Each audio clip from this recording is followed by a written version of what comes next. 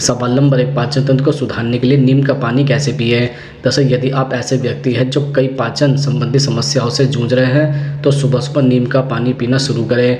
नीम कसीले गुणों से भरपूर होता है जो पाचन तंत्र को साफ करने और पाचन में सुधार करने में मदद कर सकता है। यह कब्ज और सूजन से राहत दिलाने में भी मदद कर सकता है। इसके अलावा अपने सूजन रोधी गुणों के लिए प्रसिद्ध नीम की पत्तियां उन लोगों के लिए एक बढ़िया विकल्प है जो सूजन पैदा करने वाली बीमारियों से पीड़ित हैं। नीम का पानी पूरे शरीर में सूजन को कम करने में मदद कर सकता है जो गठिया, एक्जाइमा और सोराइसिस जैसी स्थितियों के लिए फायदेमंद हो सकता है। नीम में एंटीबैक्टीरिया और एंटी फंगस गुण होता है जो त्वचा को संक्रमण से बचाने में मदद करता है। इससे मुहासे, फंगस संक्रमण और अन्य त्वचा संबंधी समस्याओं में सुधार हो सकता है। सुबह नीम का पानी पीने से डायबिटीज के मरीजों को लाभ हो सकता है। इसके अलावा नीम में एंटीऑक्सीडेंट और एंटी इन्फ्लेमेटरी गुण होता है जो शरीर की इम्यून सिस्टम को मजबूत बनाने में मदद करता है। इससे संक्रमण से लड़ने की क्षमता बढ़ती है। सवाल नंबर 2, तेजी से वजन घटाने के लिए सुबह कौन से 3 काम करें। दरअसल अपने दिन की शुरुआत 1 गिलास गर्म पानी या कमरे के तापमान के पानी के साथ करें। यह वजन घटाने की सबसे अच्छी आदतों में से एक है। एक्सपर्ट तो सुबह 1 नींबू पानी पीने की सलाह भी देते हैं। इसके अलावा नाश्ता दिन का सबसे महत्वपूर्ण भोजन होता है और यह वजन घटाने के टारगेट को प्राप्त करने में मदद कर सकता है। शोध से पता चलता है कि नाश्ता करने वाले लोग नाश्ता नहीं करने वालों की तुलना में अधिक वजन कम करने की संभावना रखते हैं। ऐसा इसलिए है क्योंकि नाश्ता आपको दिन भर एनर्जी से भरपूर रखने में मदद करता है और आपको स्नैक्स खाने से रोकता है। नाश्ते में प्रोटीन से भरपूर चीज़ें खाने से आप लंबे समय तक भरा हुआ महसूस करेंगे।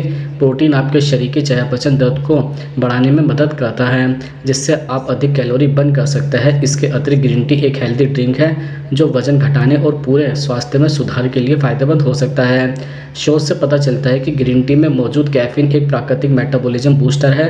कैफीन आपके शरीर को अधिक कैलोरी बर्न करने में मदद कर सकता है जिससे कम वजन हो सकता है। इसके अलावा ग्रीन टी में पॉलीफेनॉल नामक एंटीऑक्सीडेंट भी होता है जो शरीर में फैट के ऑक्सीजन को बढ़ा सकता है। इससे वजन घटाने में मदद मिलती है।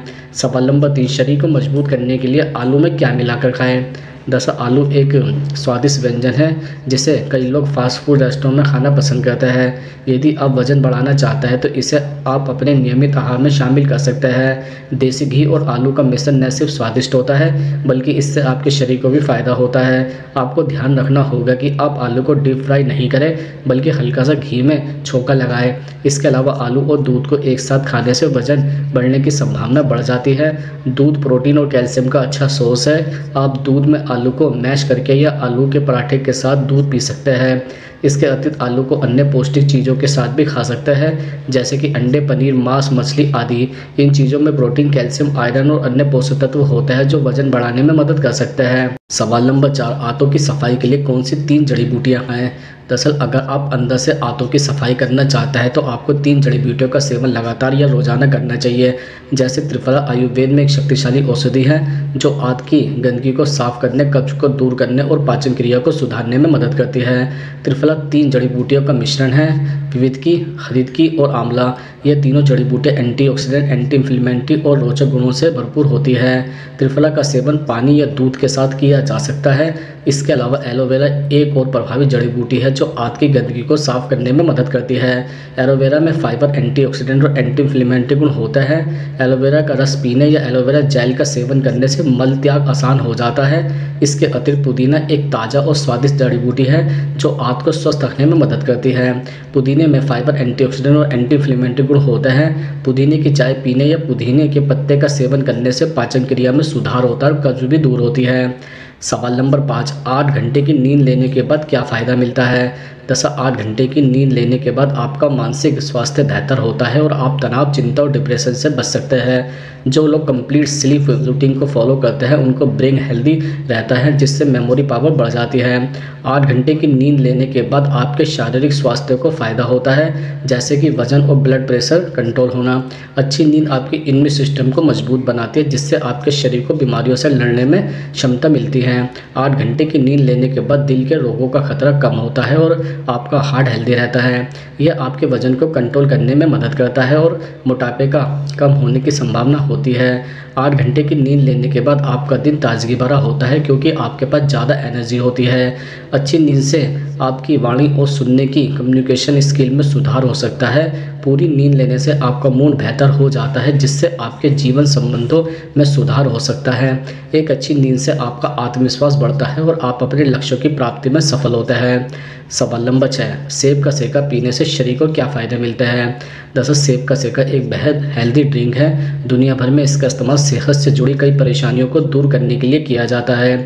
यह एक प्राकृतिक और गुणकारी पेय पदार्थ है जिसके अनगिनत फ़ायदे होते हैं। यह हमारे शारीरिक और मानसिक स्वास्थ्य को बेहतर बनाने में मदद कर सकते हैं। रोज़ाना सेब का सिरका पीने से कई फ़ायदे हो सकते हैं, जैसे सेब के सिरके का नियमित सेवन वजन कम करने में मदद कर सकता है।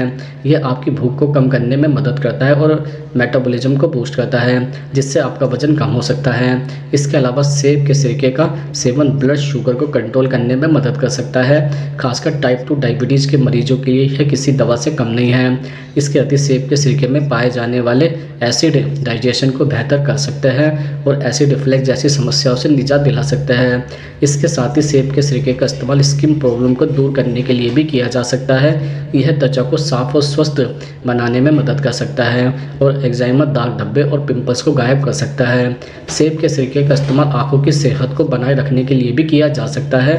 इसका नियमित सेवन करने से कैटरेक्ट और ग्लूकोमा जैसी आंखों की समस्या का जोखिम कम होता है। सेब के सिरके में एंटीबैक्टीरियल गुण होते हैं जो बैक्टीरियल इन्फेक्शनों को रोकने में मदद कर सकते हैं।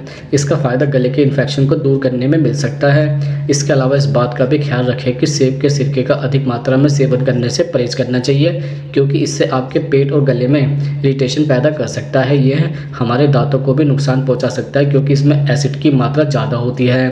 सवाल नंबर 7, डायबिटीज़ में कौन से 5 फल खाना जहर के समान है? दरअसल कुछ फल ऐसे होते हैं जिन्हें डायबिटीज़ की बीमारी में खाया जाए तो वह खतरनाक साबित हो सकता है।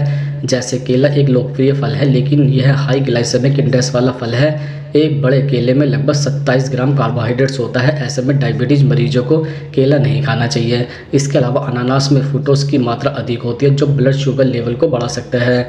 इसलिए डायबिटीज़ मरीजों को अनानास से दूर रहना चाहिए। इसके अतिरिक्त अंगूर का सेवन भी डायबिटीज़ के मरीजों के लिए सावधानीपूर्वक करना चाहिए, क्योंकि इसमें विटामिन सी और कार्बोहाइड्रेट्स होता है जो तेज़ी से शुगर लेवल को बढ़ा सकते हैं। अगर आप अंगूर खाना चाहते हैं तो पहले अपने डॉक्टर से पूछ लें। इसके साथ ही पपीता एक पौष्टिक फल है, लेकिन यह भी ग्लाइसेमिक इंडेक्स में हाई होता है।